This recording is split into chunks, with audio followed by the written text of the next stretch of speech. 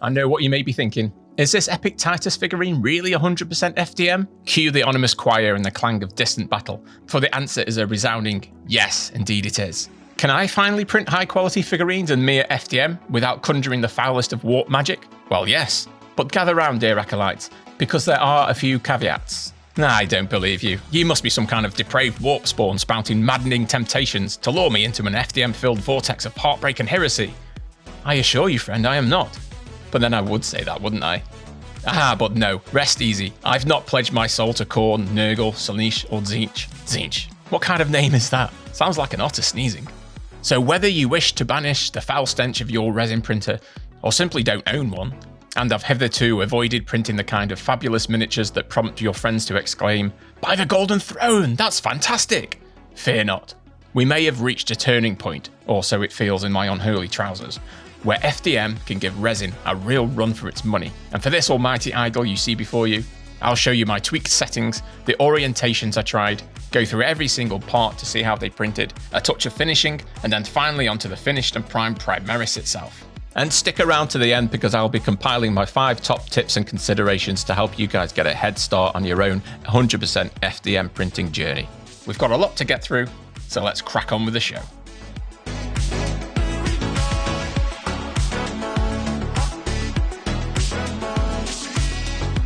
The model I chose for this fall FDM foray was this titillating Lieutenant Titus from Space Marine 2. Regrettably, it's no longer available. Games Workshop's Inquisitors continued their crusade and hit Bulkamancer with the dreaded C word. Yep, copyright. Come on now, Games Workshop, stop saying we can't make this and we can't make that. Don't be such a bunch of massive can'ts. Well anyway, best not to pick a fight with Games Workshop. On to the settings. And I have to admit, I'm using Bambu Labs. I'm pretty much the standard settings because I'm really new to FDM printing, to be honest. But if I can use these settings and still get amazing results, just imagine what could happen. All there is to know about FDM printing, like some of you out there might already know. In fact, if you've got some tips, then please put them in the comments. But you'll see the little things that I have changed, highlighted in the settings here. And the only thing I really did was in the support settings. And then I changed the top and bottom Z distances to around about twice the layer height. And finally add a brim just to keep everything proper stuck down, even though I don't need to really because of the super tack plate. Moving on for a bit of an orientation tour. I can tell you that big bit in the middle actually failed, right where my mouse was there. But luckily it was in such a part of the model that it didn't make much difference that no one's going to see it, so I got away with that one. I did actually just went with the auto suggestion of orientation. But for some reason, the Chaos Marine's head, for instance, was a little bit of a weird angle, so I just made that as vertical as I can. The stand, pretty straightforward. This next bit printed pretty well, actually. The legs printed really well, apart from an unlucky odd line through the center during the print, which could have come from anywhere, really. Not quite sure what caused it, just a bit of bad luck. This hand was, and this arm was a bit tricky, and as you'll see later, the fingers didn't come out particularly well, but I left them. I didn't reprint them because I thought it took it as a challenge to show what can be repaired or what can be attempted to be repaired. This arm, I had to reprint it because it came with a massive hole in the shoulder pad for some reason. Again, just maybe I think some of the supports just got knocked off. This gun printed really badly. It was very spindly underneath, right on the end of the barrel, which is obviously a key point. So I ended up splitting that into two, the hand and the gun. And this backpack, I thought I'd print and hide all the supports and the mess at the bottom of the backpack. It didn't really work very well, so I ended up printing that vertically just from the square bottom that you can see between the vents, and it worked out a lot better. Now this next bit was a massive surprise. I cannot believe how well this flag printed at this really weird orientation. Even that edge that's suspended. I printed it like that because I wanted the mast, the horizontal mast, to print straight up into the air, and it was absolutely brilliant. It prints amazing. Most everything on this printed rather well, even the hammer there. And considering that bit's going to be upside down and hidden anyway, same with the Aquila at the top of that post. I knew that I could sand that bit because it's nice and flat. You can just see the gun there that's split into two, and the hand section of it that are going to magnetize. They printed off pretty well, and a few different versions of the hands to see which orientation worked better. I tried out the heads.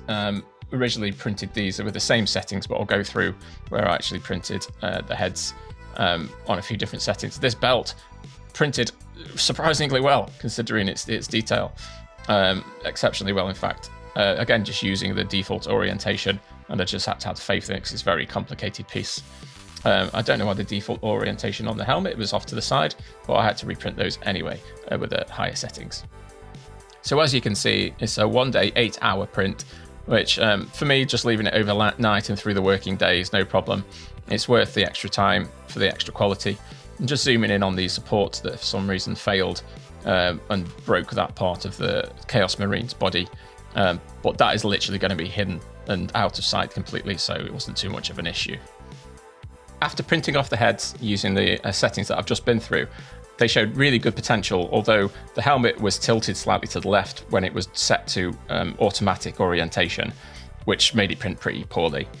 I did realise that, well, just imagine how good they could be if I went up a notch in terms of quality. So I swapped to the 0.2 hot end and changed down to the 0.06 layer height. And after a quick Google search, I saw a raft of settings to implement when using the 0.2 nozzle and this layer height. So I copied them into here. If you go through slowly, you'll see everything highlighted as everything that I've changed. And there's too much for me to go through step by step, and I don't know what half of it means anyway.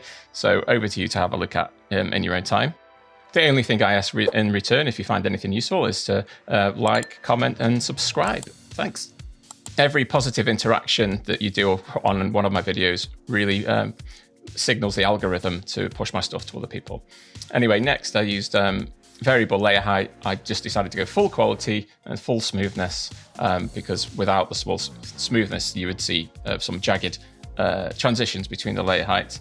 And a bit of a weird one here, if you zoomed in, you see just one layer height that was different, which you'd actually see on the final print. Unless I turned on smoothing, don't know why it went, but it does.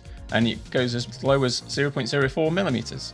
Print time was 8 hours, and I actually went with normal supports because they just seemed to work out a lot better. What I'd actually done as well is cut the bottom peg off their heads so that they would sit a lot flatter on the build plate, and then put the peg into the hole of the neck and attach using magnets.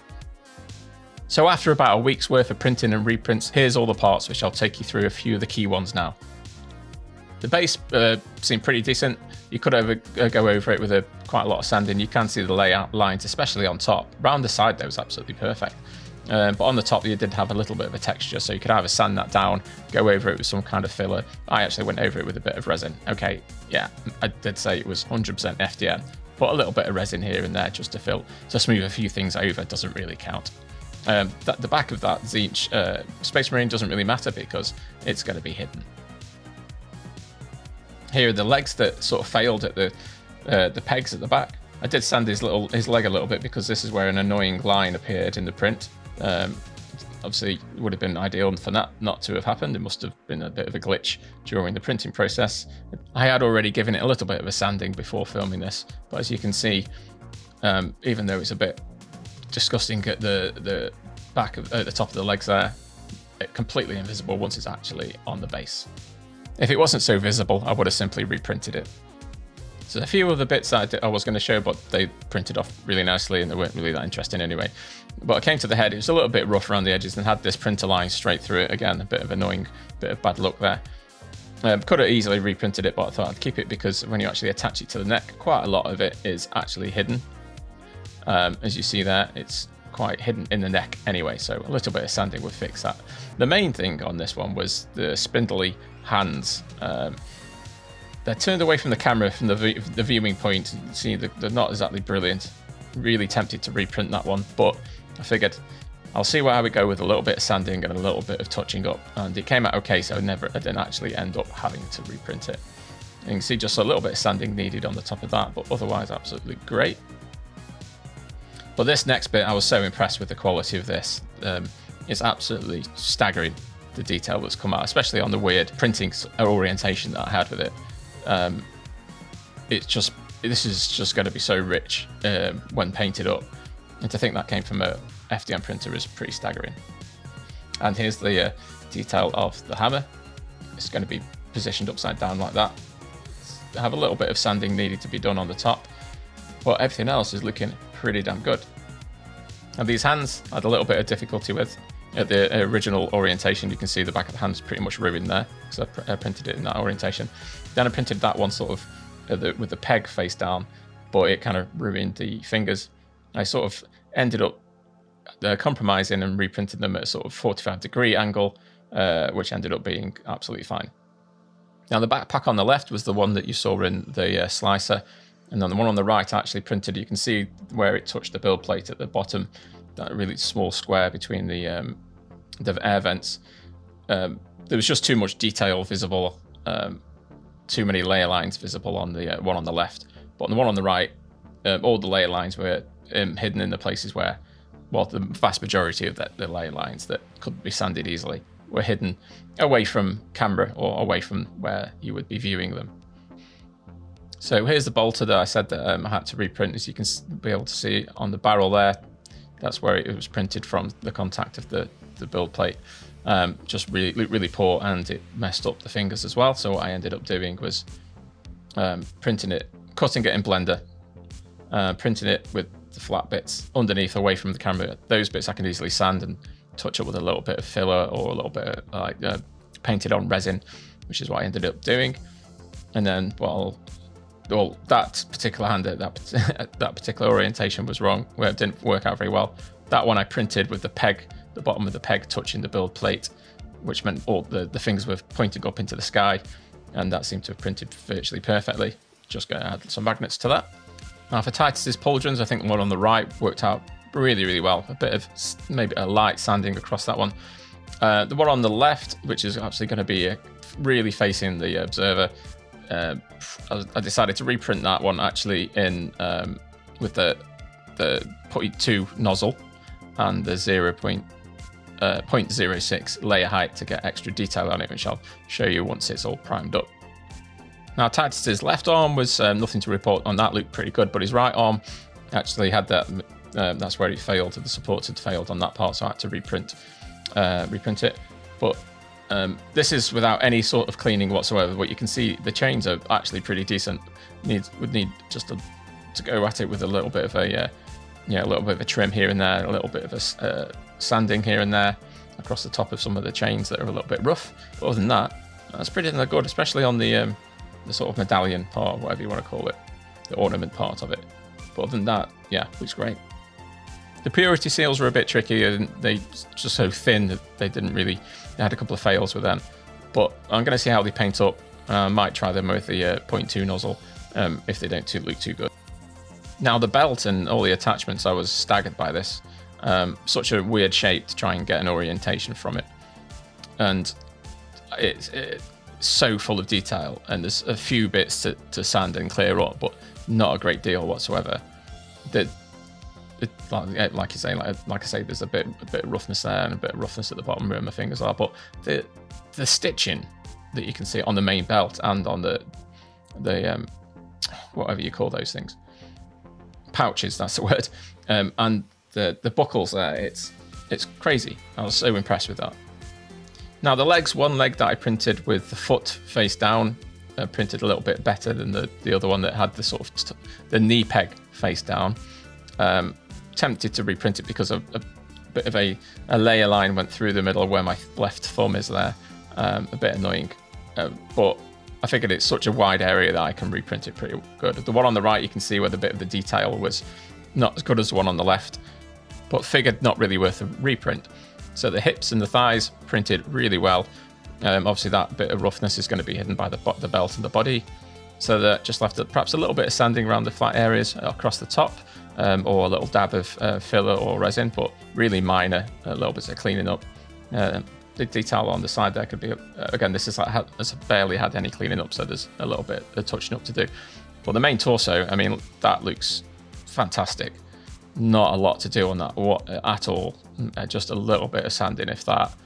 There's a bit of like line texture, but that will go with, like I say, just a light bit of sanding and some filler primer. But the quality of it was just exceptional straight from the off. I think with all of these, it's a bit of a learning curve. I'll know how to orientate things a little bit better next time. Now here are the heads done at just standard settings of 0.1 0.8 on the right and 0.6 on the left. You can see there is a bit of a difference. I reprinted this one with the same settings though, with taking the peg off the bottom, just to make sure, just to get rid of that annoying little fault line that's gone through the around the sort of eye height. But with a little bit of sanding that could go, but I thought just reprint it. So to Titus's actually main head, this is done at the 0.08 layer height. Then you can see the underlying texture of layer lines, but already still pretty damn decent. So what I did was actually again take the peg off his head and print at the 0.06 layer height with the 0.2 nozzle. I always get them two mixed up, which I'll show you a selection of different heads that I printed off a little bit later. As with every model, even resin ones, there's always a little bit of sanding, a little bit of filling to be done. So I just use this Holtz knifing putty, that is very sandable after, well, maybe half an hour. And it's really easy to use. It's quite tacky, easy to mold, goes where it should do, really easy to manipulate. But I'm not going to show the sanding and the filling of every single part. I didn't have to do a lot of filling on any parts apart from this one, really. Most of the finishing was just a bit of light sanding here and there. Now I did use a bit of painted UV resin here and there, and you could easily use just any kind of filler yourself or just more sanding. The good thing about using a little bit of resin, even though this is supposed to be 100% FDM print, so forgive me, but we can cheat here and there if you want, is that it just settles into the grooves of anything that's a bit rough. Obviously gravity just lets it settle.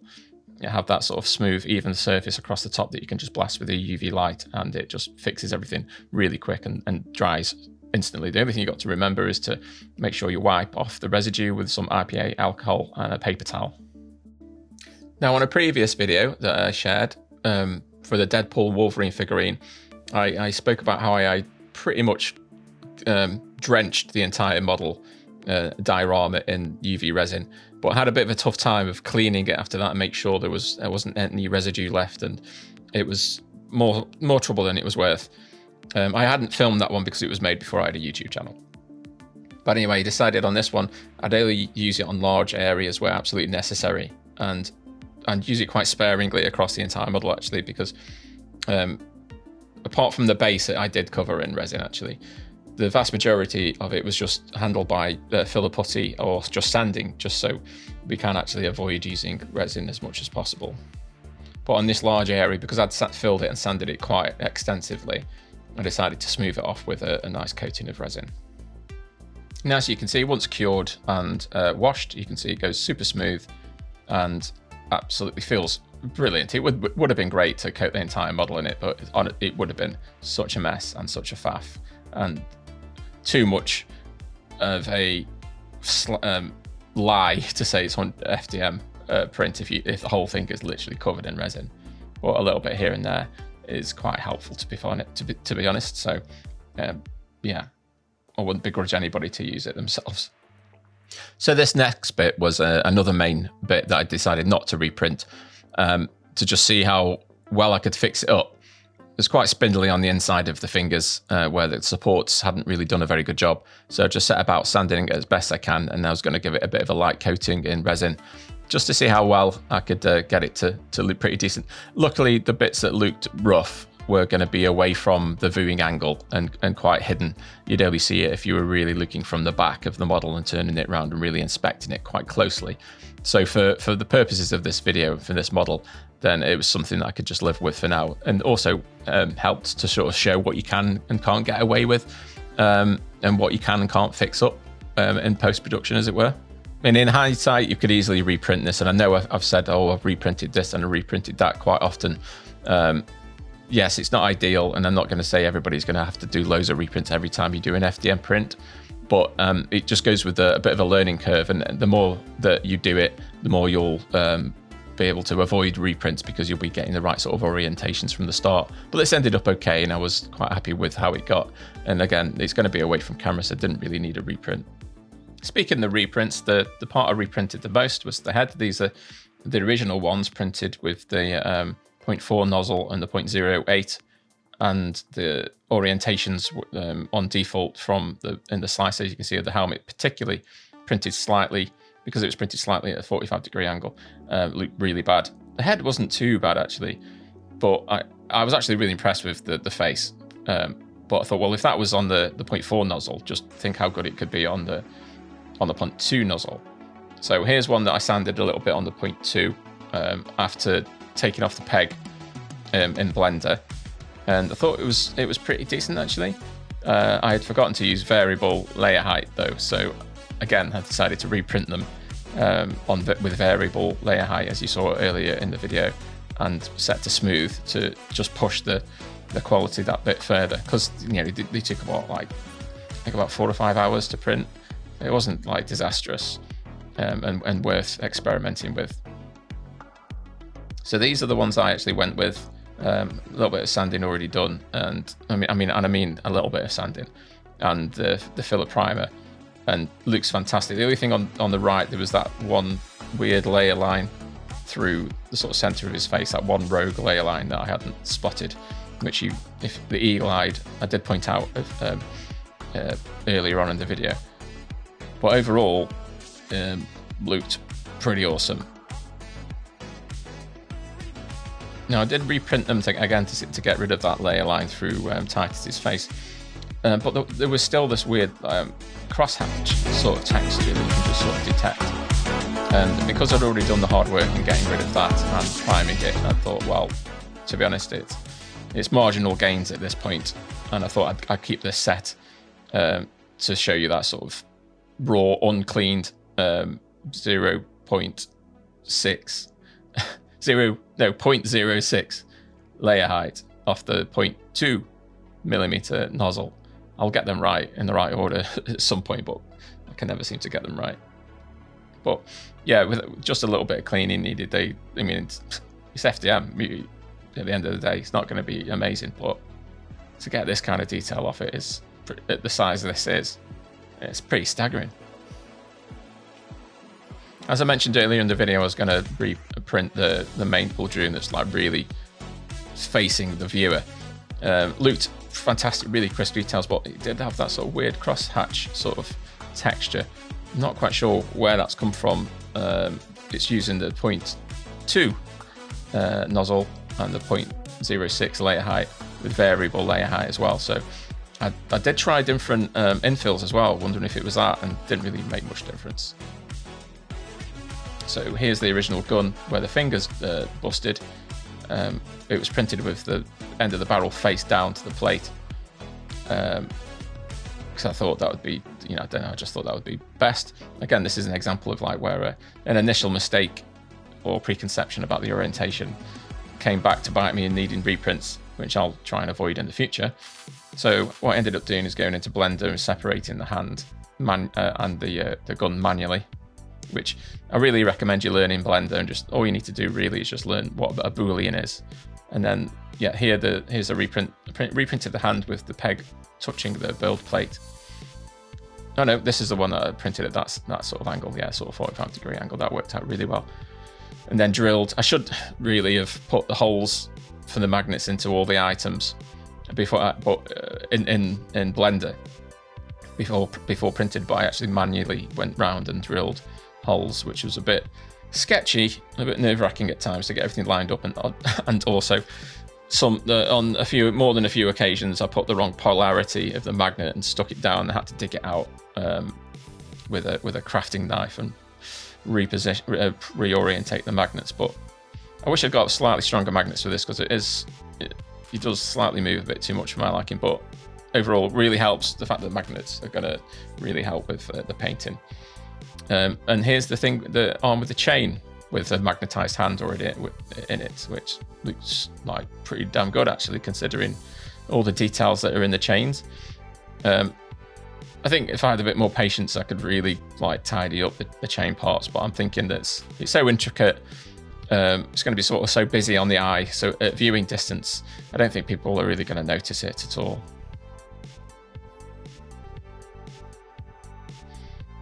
The main torso just was looking brilliant from the start. As you can see, that's where the cut-off peg that when I cut it off in Blender off the heads, I printed it on its own with a Boolean, pre-positioned hole for the magnets, which I wish I'd done for every single part, to be honest, which I will do on future projects from now on. Cool.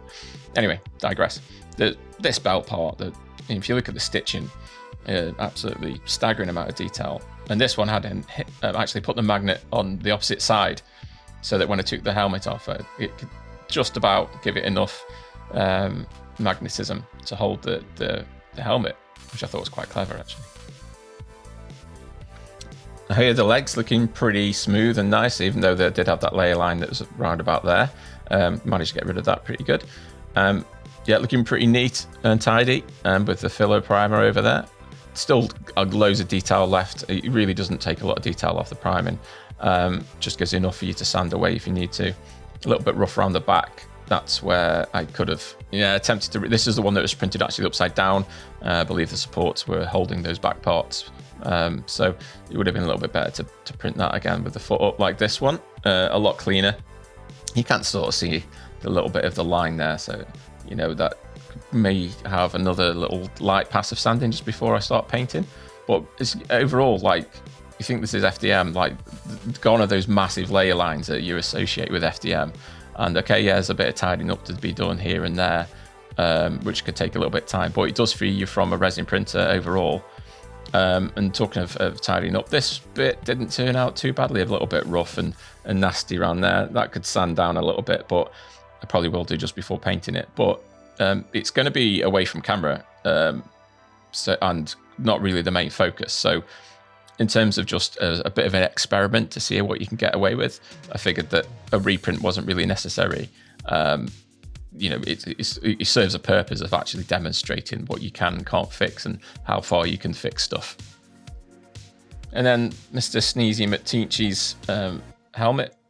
The bottom was a little bit rough, but that's all going to be really hidden by the sort of the neck thing, as I actually show here.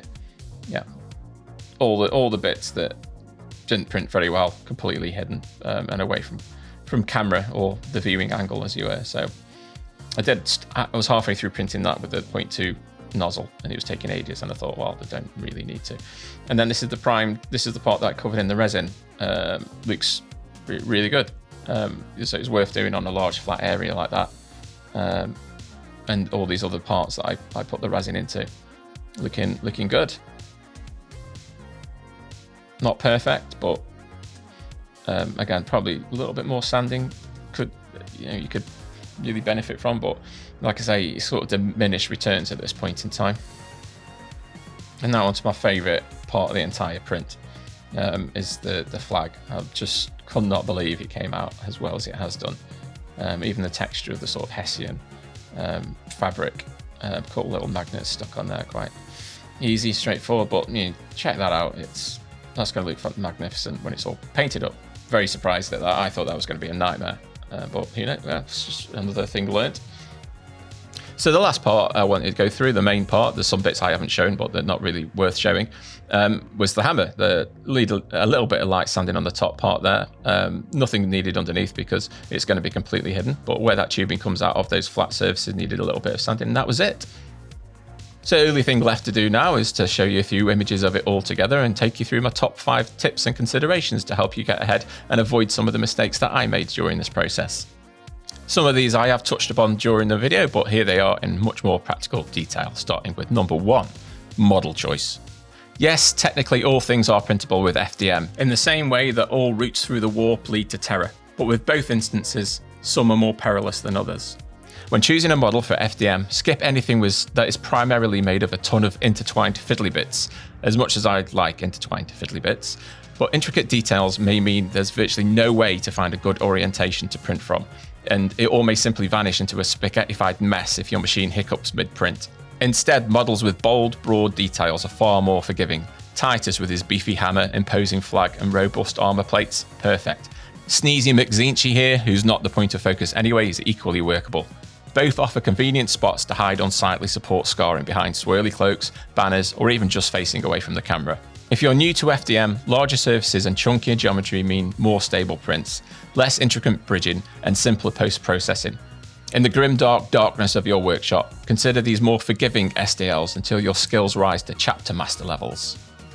Forging ever onwards to tip number 2, learn Blender or similar software.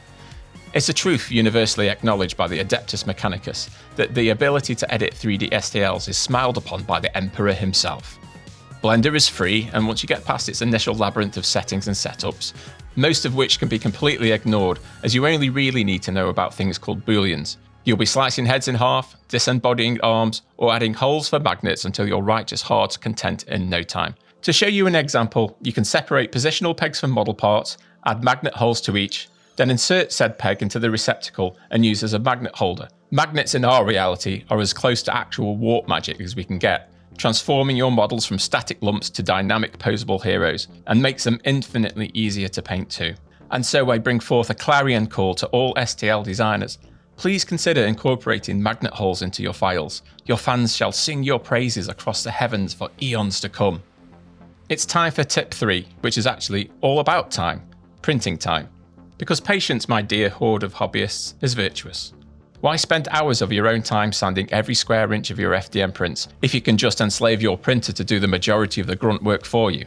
Up the detail to insanity levels, no matter the print time, and it just frees you up to do other things as you wait, such as launching a campaign of heresy and treachery against your brother man, if the mood doth taketh you. That's why instead of my tried and trusted 0.16 layer heights, I ventured down to 0.08 for nearly all of the model. The final prints look positively relic tier. Yes, it takes longer, but unless you have an inquisitorially impatient client breathing down your neck, you can let the process unfold in the background. For mind-blowing extra detail, like on the helmet and the head, why not experiment with smaller nozzles, e.g. the 0.2mm at 0.6mm layer heights? And if you use variable layer heights, you can get down to as little as 0.04mm. Yes, you'll flirt with madness with the longer print times, but oh, the subtlety of detail that can be achieved is truly sublime.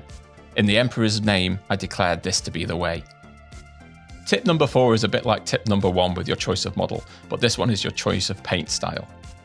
If you use the highest quality settings you can muster with the initial print, then FDM layer lines should be a virtual thing of the past, but you can still see the odd scruffy looking edge or rough bit of detail in some areas.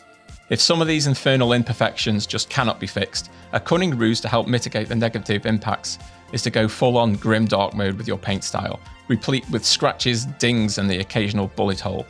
If you crave an immaculate parade ground finish, like a newly minted Primaris armour fresh off the assembly line, then FDM's occasional surface imperfections could betray you. But if you relish the battered, I've just fought a horde load of orcs just for the shits aesthetic, then the odd bit of print damage here and there is an opportunity to coax out a bigger story. That scratch, Chaos Lightning Strike.